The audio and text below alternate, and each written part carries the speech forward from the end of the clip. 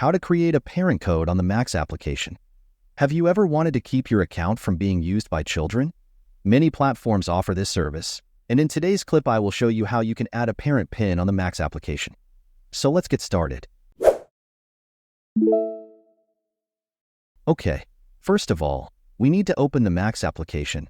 When the application has opened, we need to find the icon of our profile located in the upper right corner and tap on it. This will open all possible settings that can be made. However, we will find the app settings section and tap on it. When the section is opened, we need to find the Manage Parent Code option. When we open this option, it will take us to the browser. It may happen that the browser asks you to log in again. As it is, enter the case of your credentials. When you go through that, a window like this will wait for you where you can enter the PIN you want and thus secure your account from children. That is all.